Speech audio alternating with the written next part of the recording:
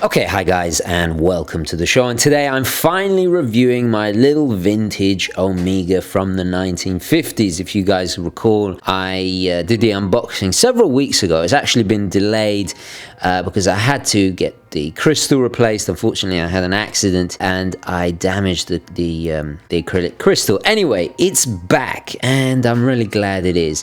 Now, a quick disclaimer, you're going to hear lots of tapping sounds in the background. I do apologize. It's raining very heavily here in New York City, and when it does so, the noise, because of where I film, it's near the window, so you're going to hear all kinds of tapping sounds. But anyway, we will carry on regardless. So, quick wristwatch check. As I'm filming this, you'll see by the day display there, it is, of course, Saturday, which means it's Seiko Saturday. And what else am I going to wear but my Hunter Mod SKX007. So yeah, and I've got it on a black one-piece Zulu strap with the matching PVD hardware there. So yeah, always brings a smile to my face. Anyway, let's crack on with the review. So this is a manual wind piece, and it's the reference 2496 and dates from the very early 50s. Now, if you have a look at the dial, you'll probably notice it's not signed from any particular line of Omega watches. This was actually quite common during the 30s and 40s. Recently has become quite trendy again, with the actor Ryan Gosling wearing a very similar piece to this in the movie La La Land. Now, La La Land, I haven't seen the film. I'm not into musicals, I have to be honest, but I did see a screenshot of his watch. And there is an uncanny resemblance. In fact, it inspired me to put it on a lizard grain similar to his. That movie was very much inspired by 50s musicals, that kind of aesthetic, that whole period in Hollywood.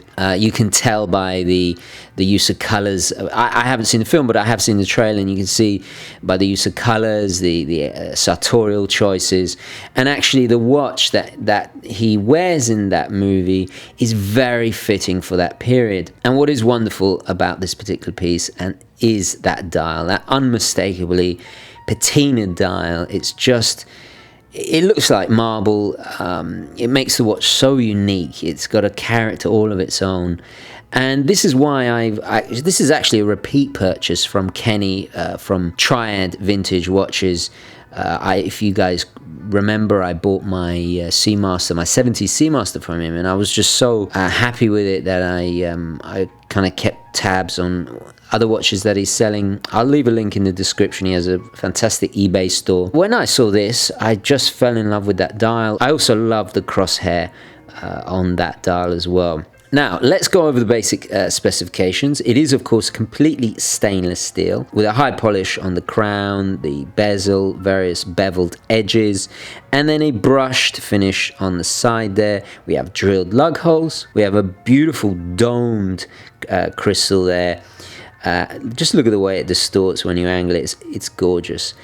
This has actually been replaced, but thankfully it is quite easy to get parts. So this is a new crystal, although the rest of it is entirely original. Obviously the dial is untouched and original. You can see that aged loom that has become very discolored, but I love it. We have those beautiful angular lugs, and then I'm pretty sure it's a snapback case back, so we haven't really got any water resistance there. And typically with Omegas this old, they didn't have any engraving or anything on the back. So let's get the dimensions out the way. We have a diameter of 33 millimeters. We have a height of 11 millimeters, quite nice and slender. Lug to lug, we're looking at 40 millimeters there, and the lug width is 17, so very typical of its size, and it seems to be a misconception that watches of this size are for women. In fact, actually, if we look back at pictures of Clark Gable, for example, or even Ernest Hemingway, people like that, they all wore watches of this scale and size. In fact, actually, these smaller watches of this scale were worn by men for much longer time than larger watches. Large watches I have to be honest, are a trend of the latter part of the 20th century. So yes, it is very small by today's standards, but for me, it just fits me perfectly, and I love it because it embodies that elegance and that sophistication and that style of a vintage watch, and something that, you know, a lot of contemporary watches, especially when they try and mimic vintage pieces, they often get the size wrong. And so this is just a beautiful example of early 20th century size and dimensions. So inside we have the Omega Caliber 283, which was made completely in-house by Omega. This series of movements ran from the 30s all the way into the 60s, and they are quite robust considering they're so old now. They are a 17 jewel movement. They operate at quite a slower vibrations per hour of 18,000. They do have the Breguet hairspring, however, which was introduced in, I think, about the early 40s. It also has Inca block shock protection, which was introduced to this series, I think, in about 1943. The power reserve is quite an astonishing 45 hours, which is quite substantial considering its age. Accuracy-wise, it's performing impeccably. I can't really believe it. It's almost within COSC, and I got to give it to my friend Kenny for regulating and checking the timepiece with such care and attention. Incredible professional. I mean, you do find fantastic watch dealers on eBay. You know, we hear a lot of horror stories. He really did look after me, and this watch is behaving like a dream. It's just working like a dream, keeping impeccable time, just fantastic. So although quite basic, it is fairly robust. We pull the crown out to the first position to adjust the time. Doesn't have hacking, and it is, of course, manual. Well, it's a manual wind movement. The wind to it is really, really nice. It reminds me of old pocket watches. It has quite a sturdy resistance to it, and I got to say, I'm starting to really enjoy manual wind pieces. I got to admit, I wasn't into them for a long time because I simply just forgot to wind them. I was so used to automatic pieces, but there is something really charming about the daily kind of ritual of winding your watch. It's a bit like watering your plants in your home, or it's just a wonderful little routine to add interactivity to your watch. I guess it's like a turn of the century Tamagotchi. You gotta feed it, but it is charming, and I'm really starting to appreciate manual wind pieces. And the wonderful thing is about manual wind pieces, it is thinner. You don't have to have the rotor in there, which just adds for a really comfortable wearing experience. So the main attraction, without a doubt, is that stunning dial. I mean, that's what made me fall in love with it. Now, if we look really close, you can actually see the sweep of the second hand is a little bit stuttery. That is that lower speed it operates at. But, you know, the advantage is there's less friction on the moving parts, so it just goes for that much longer and makes it more robust. Less wear on the moving parts. We also have a beautiful gold gilded applied Omega logo. Love the fact that it doesn't have any other text on the dial. It's just simply Omega. I was considering a Jaeger LeCoultre, I was considering a whole bunch vintage pieces, but this one just won me over. Also, I love the applied hour markers. They are faceted and kind of like arrow tips. They remind me of, if I bring in something else of the 1950s, hugely iconic, they remind me of the wings on the Cadillac. They have that elegance to them, very indicative of the aesthetic of that period. And of course, we have those stunning, gorgeous Dolphin hands that have aged beautifully in tandem with the rest of the dial. We don't have any date, and I think that really just keeps the dial in a beautiful balanced symmetry. For some reason, I've got a thing for applied numerals at the 12, 3, and 6, and 9. For some reason, it just does it for me. I really like it. We do have a signed crown, again with the Omega logo, and the drilled lug holes, although you'd expect to see it on something a little bit more tooly, I gotta say, it's nice to have them because it just makes changing the straps easier, and this really is, I have an inkling it's going to be a strap monster. I was wearing it on a NATO strap. I have ordered some more straps for this. Unfortunately, being 16mm, I don't have any 16mm straps, so I had to actually get this 18 one, and I just snipped it a little bit at the ends to get a very snug fit. You can hardly tell, and I think it works. A lizard grain like this complements a watch like this, such an elegant piece, especially like this, far better than the NATO strap. NATOs obviously were invented a little bit later on, I think in the 60s. I did a video, I can't remember, but and it's slightly anachronistic to have it with this watch. But again, you know, I still think with a NATO strap it looks splendid as well. Anyway, let's pop it on the wrist and see how it wears. Okay, and there we go. Now, as you can see from my tiny little wrist, I have a 6 1/4 inch wrist. Yeah, I know, absolutely minute, but the advantage is there's so many more vintage options available to me. It wears beautifully. In fact, actually, I've been lusting after a dress watch, and I think I found it. I'm really happy with this. The scale and size suits me perfectly. It is a little bit tall with that domed acrylic crystal. However, the curvature just makes anything passing it, especially like a cuff, easily glide over it.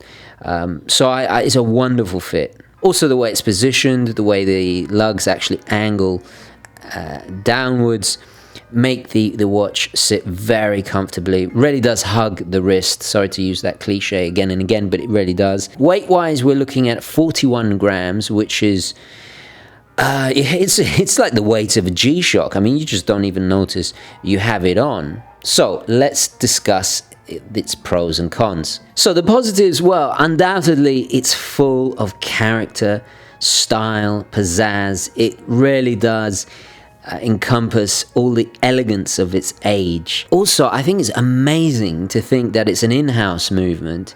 It's a brand we all know and love that has world recognition, and I barely paid just under $400. So for me, it's incredible value for money. I think it's unbeatable. Really is unbeatable. I also love the fact that everything is original, and the most special thing about this watch, and what I love about it, is the unique character of that dial. You're never going to see a watch like this. In fact, I was even looking at some contemporary JLCs with the meteorite dials, and they were just so expensive. Don't get me wrong, I think they're gorgeous. To think that this is unlike any other watch, it's patinaed in its own way, it can't be replicated.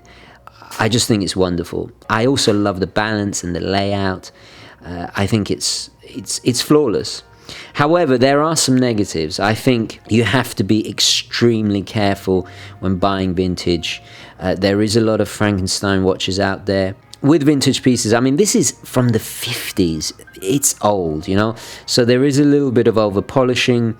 It's to be expected, although I think it has kept its general shape and the sharpness of the edges very, very well. For the bigger wristed, obviously this is going to be a no-go, although they make fantastic presents for your, or gifts for your wife, loved ones. So while the bigger wristed watch fans among us have the pick of the litter with contemporary offerings, for us smaller wristed guys, we really do have the best of the vintage options. And my last negative is obviously, as I've said with the crystal, it is fragile compared to, I mean, we really do take our watches these days for granted. I mean, they are built like tanks. The movements in our newer watches, from the sapphire glass to all the upgrades and the movements we have these days, we really do take it for granted. So this is very delicate. Obviously, you can't wear this washing up, and I'd even be hesitant about taking it out on a rainy day,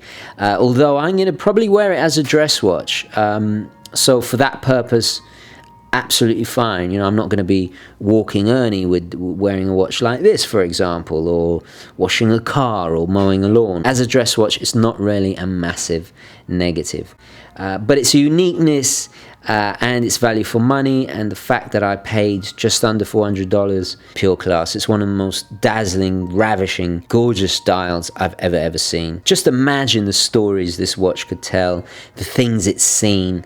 It really does feel like you're wearing a bit of history on the wrist. Is incredible. This really, for me, is the heyday of Omega, the 30s through to the 60s. So many incredible watches they made. Anyway, guys, I'm gonna leave it there.